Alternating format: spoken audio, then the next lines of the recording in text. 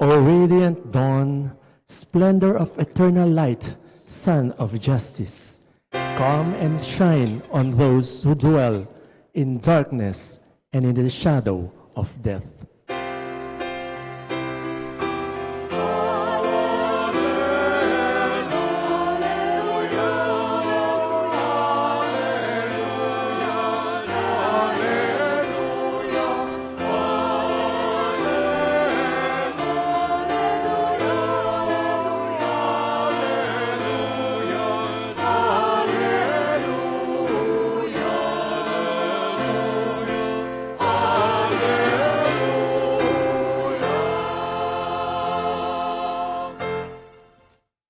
The Lord be with you. And with your spirit. A reading from the Holy Gospel according to Luke. Glory to you, O Lord.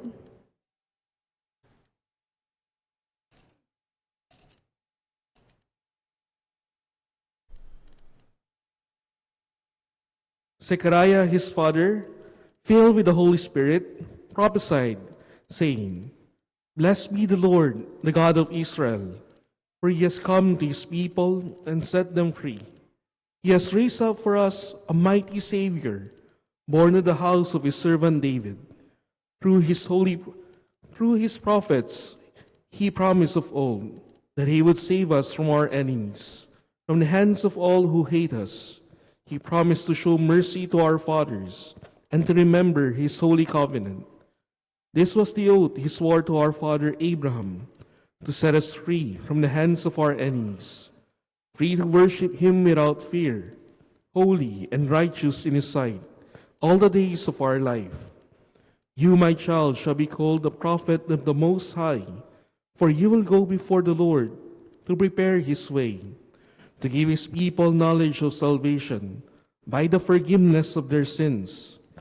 In the tender compassion of our God, the dawn from on high shall break upon us, to shine on those who dwell in darkness and the shadow of death, and to guide our feet into the way of peace.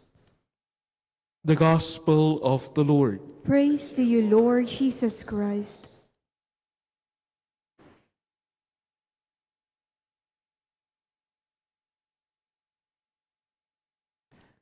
Sino pong mag-asawa dito? Magjowa. Mayroon ba kayong theme song bilang mag-asawa o magjowa?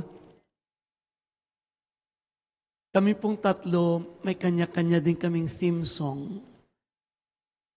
Dahil si Father Lemo, mas bata, ang kanyang theme song ay Tukso. Marami na winasak na tahanan, marami ng pusong sinugatan, marami ng matang pinaluha, o tukso, layuan mo ako. Yan, si bata siya eh. Si Monsignor Noli, dahil midlifer siya, ang kanyang theme song ay Isang Linggong Pag-ibig. Lunes nang kita'y nakilala, Martes nang tayo'y muling nagkita, Miyerkules nagtapat ka ng iyong pag-ibig, Huwebes at inibig din kita, Biyernes ay puno ng pagmamahalan, mga puso natin ay sadyang nag-aawitan. Sabado ay biglang nagkatampuhan, at pagsapit ng linggo, giliw ako'y iyong iniwan. Yeah. Yun ang theme song ng Sir Noli. Ako naman, dahil senior citizen ako, ang aking theme song ay Sayang. Sayang, ngayon lang tayo nagkatagpo, ngayon na rin magkakalayo.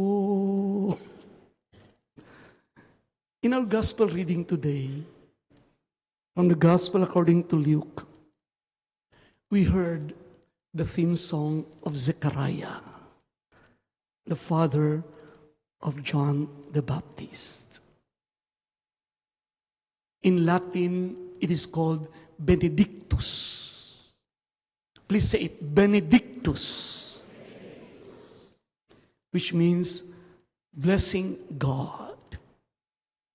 Blessed be the Lord, the God of Israel. Yun ang theme song ni Zechariah at ng kanyang asawa, si Saint Elizabeth or Santa Isabel. Dahil nga po, puno ng pasasalamat at papuri sa Panginoon. Kasi po, for the longest time, wala silang anak. Dahil si Saint Elizabeth ay baog. Baog. Buti lang papa ko hindi baog. 16 kami magkakapatid. At buti lang, hindi siya tumigil hanggang lumabas ako. Sabi ng mga kapatid ko, alam mo bong kami ng mga ate at kuya mo, bunga ng pagmamahalan ni papa at ni mama. Ikaw, bunga lang ng bisyo. Bad habit ka na lang. Ano daw ako, latak. Sabi ko sa mga ate at kuya ko, mali kayo. Nang lumabas si ate, sabi ni papa at mama, hindi, another one. Lumabas yung pangalawa, hindi pa rin. Hanggang lumabas yung pang-15 kapatid ko, hindi pa rin. Nung lumabas ako, sabi lang, this is it, perfect.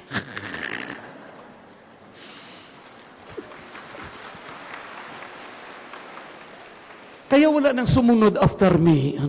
Imagine when I was born, Papa was 62. And that's my age now. It's not something to be grateful kung ang isang tao ay baog, yes or no. It's something sad kung isang tao ay baog. At the time of Zechariah, in our gospel reading, to be baog means to be cursed by God. Yun ang kanilang understanding. Pag ikaw ay baog, pag ikaw ay walang anak, isinumpa ka ng Diyos. But of course, we know that's not true. That's not true. Of course, how we wish bawat isa sa atin fertile. How we wish bawat mag-asawa may anak. How we wish na ang bawat pamilya ay buo in the sense na may anak. But sad to say, ang ibang tao baog. But it does not mean you are cursed by God. And it doesn't mean na wala ng meaning ang buhay. Of course not. It doesn't mean na wala ng meaning ang marriage. Of course not. Isa sa mga ate ko, nag-asawa, hindi nagkaanak. Pero, inalagaan niya kami, yung mga younger brothers and sisters. At ngayon, inalagaan niya ang isang apon sa pamangkin. So, to be baog is not really the be-all and end-all. Or rather, to have children is not really the be-all and end-all. No. To be baog does not mean the end of the world.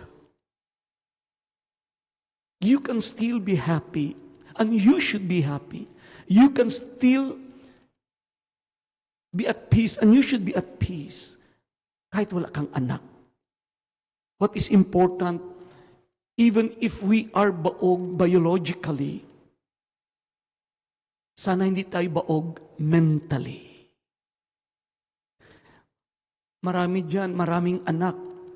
But sad to say, irresponsible naman bilang magulang. Sabi nga, madali magkaanak, mas mahirap, o madali maging ama, mas mahirap ang magpaka-ama. Madali ang maging ina, pero mas mahirap ang magpaka-ina. So, sana, Hindi tayo baog biologically, but more importantly, hindi tayo baog mentally. Hindi lazy ang ating mind. Hindi tayo lazy mag-aral, hindi tayo lazy matoto ng bagong bagay, hindi tayo lazy mag-isip ng tama, hindi tayo lazy mag-isip ng maayos. Mentally active, mentally alive, maunawain, broad-minded. But again, mahalaga din na hindi tayo baog emotionally. May mga tao na napakatalino mentally, pero napaka-deficient emotionally. Masyadong sensitive. Masyadong sensitive. Kunting bagay lang. Pinalalaki. Pinalalaki. Masyadong madrama sa buhay. Of course, we all have our hurts. Lahat tayo may mga sugat sa puso. Lahat tayo may mga disappointment sa buhay. Lahat tayo may dinadala sa ating kalooban.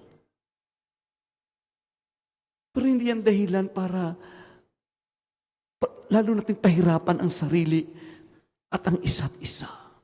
Sana hindi tayo baog emotionally. Kasi to be baog means not to be life-giving. We cannot give life.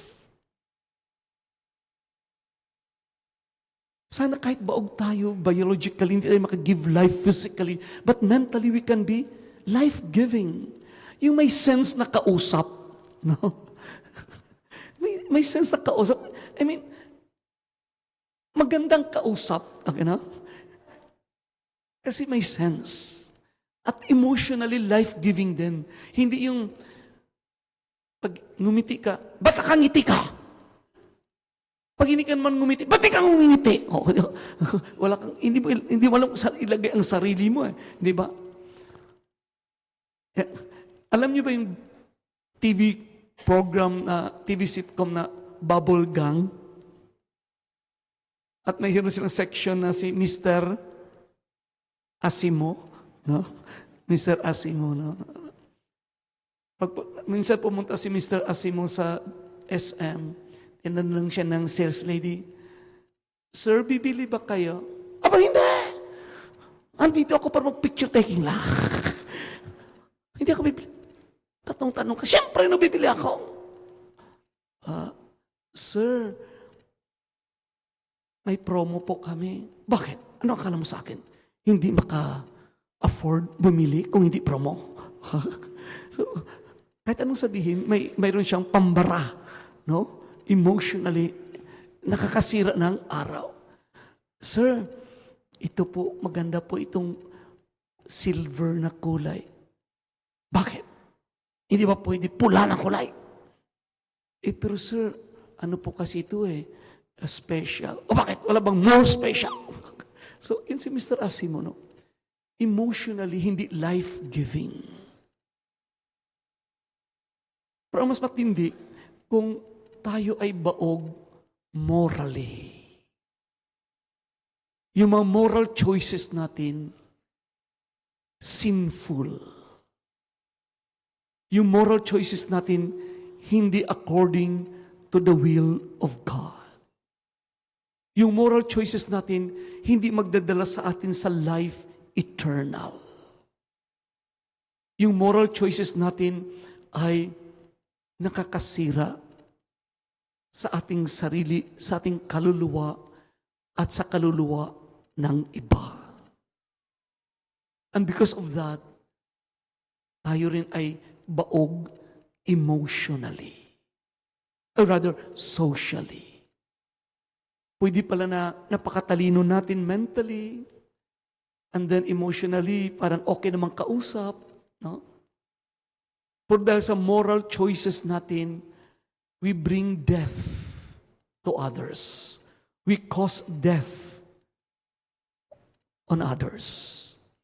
Halimbawa, ang moral choices natin ay budget insertions. ghost projects. It brings death. It brings death. It kills trust. It kills institutions. It kills communities. It kills individuals. And it's possible one day it will kill us personally, physically. It's not a joke. To be baog is not a joke.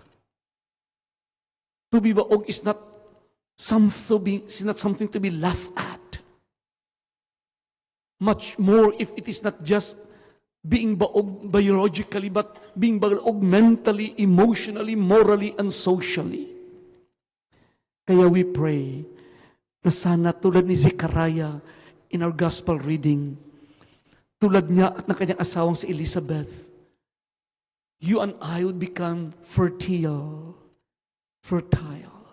life-giving, giving life to others in different levels, physically, mentally, emotionally, morally, socially, indeed, spiritually.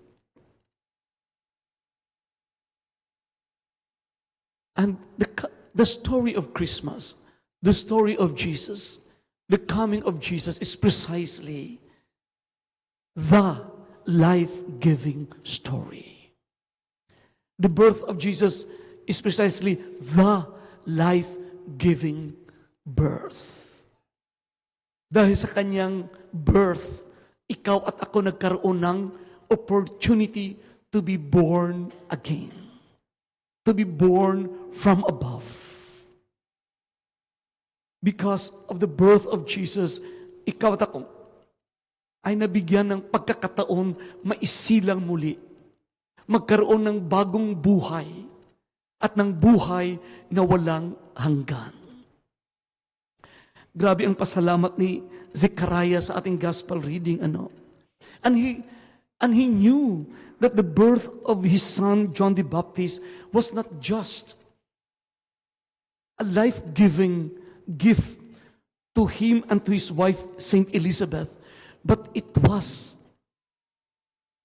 a sign of God's fidelity, God's commitment, God's abiding presence, and goodness.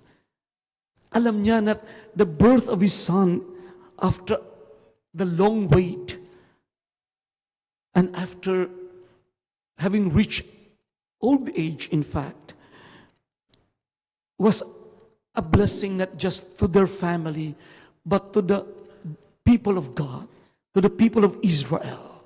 Kaya grabe ang kanyang papuri sa Panginoon.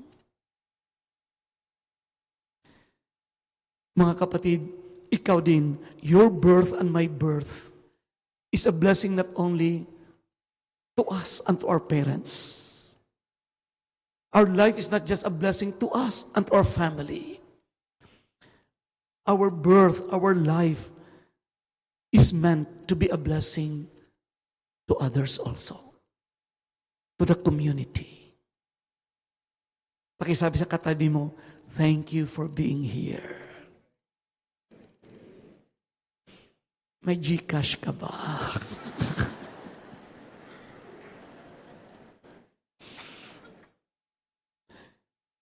My sisters and brothers, in the first reading from the second book of Samuel, King David was so at peace, so at ease, so grateful that he decided to build a house for God present in the Ark of the Covenant. Kasi nga nakatira na si King David noon sa palace. Pero yung Ark of the Covenant, which was the sacramental presence of God among His people, Israel, was just in a tent. No? Kaya sabi ni King David, ay ano ba yan? Parang hindi naman tama, no? Ako ay nasa palace, pero the Ark of the Covenant, the very sacramental presence of God in their midst ay nasa tent lamang.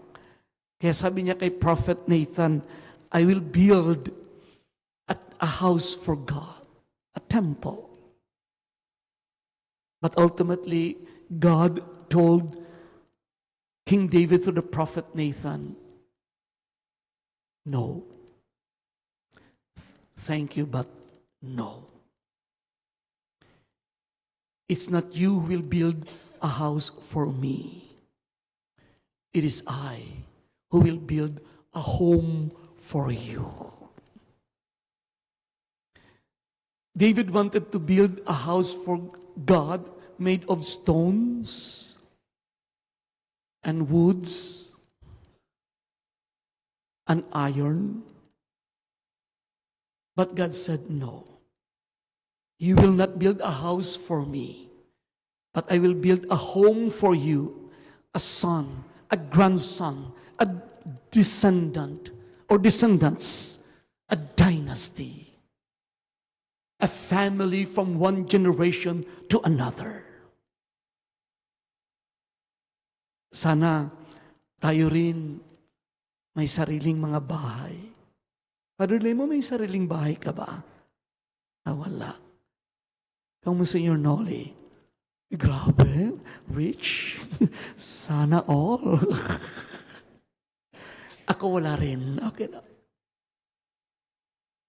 And I guess some of you wala rin sariling bahay, ano? Yes or no? Ay, bata lang walang bahay, ano? Okay. Wow, rich pala lahat ang nagsisimba dito. May kanya-kanyang bahay, ano?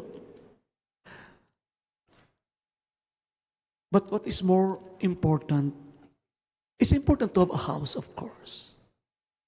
But what is more important is a home. It's possible you have a big house, a beautiful house, but no home.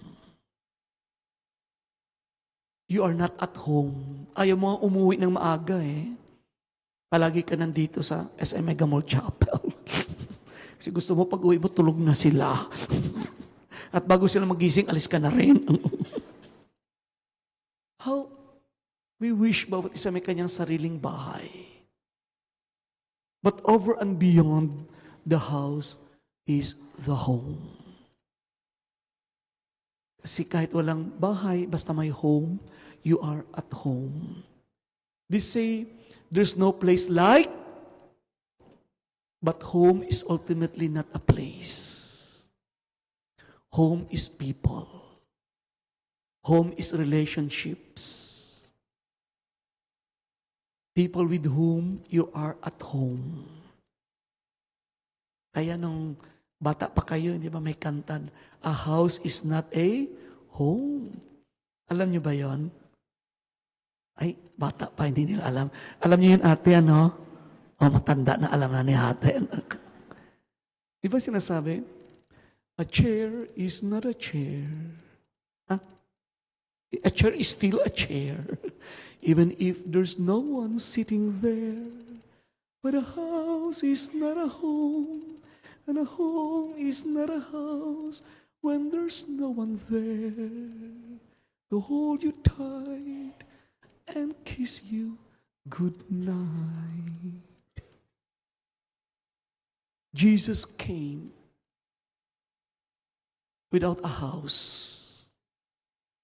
There was no room in the inn. But He came so that you and I may find a home. A home with God. And a home with one another. Kaya nga sinasabi, sana bukas, Noche Buena, no? Di ba pwede 500 pesos, sabi nila, no? Pwede na ba yun? 500 pesos, Noche Buena. Ha? Pwede naman, hindi ba, no? Oo, pwede naman yun, di ba? Kayo talaga masyadong mapaghanapan, no?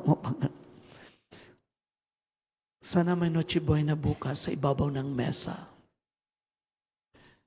Pero kahit na gaano kasarap yung nasa ibabaw ng mesa, mas masarap pa rin yung kung sino ang kasama mo around the table. It's not just what is on the table, but who are with you around the table. Kung minsan na kahit walang table no? Di ba? Minsan kahit walang table, basta you are there together. In the gospel reading, grabe ang theme song ni Zechariah, Benedictus, blessing God, praising God, thanking God. Dahil dumating ang kanyang anak, finally. At ang pangako ng Panginoon kay King David, not a house, but a home. At kaya naman sa responsorial psalm, paulit-ulit nating tinugon, forever I will sing the goodness of the Lord. Pakiulit po, forever I will sing the goodness of the Lord. Sana yan ang maging theme song natin buong buhay, the rest of our lives. Just like the Benedictus of Zechariah. Sana hindi yung theme song ni Father Lemo na tukso. Sana hindi theme song ni Monsignor Noli na, ano ba yung theme song niya? Isang linggong pag-ibig. At sana hindi yung theme song ko na, ano ba yung theme song? Sayang. Sana ang theme song natin, Benedictus. Forever I will sing the goodness of the Lord. Kasi sa kabila ng mga problema, sa kabila ng mga sugat ng puso, sa kabila ng mga pinagdadaanan, thank God for Jesus. Amen? Thank God for Jesus. Emmanuel, God with us. Na kahit anong mangyari, God with us. Kahit anong mangyari, Jesus is with us. So ito ang ating theme song. Kahit anong mangyari, forever, I will sing the goodness of the Lord.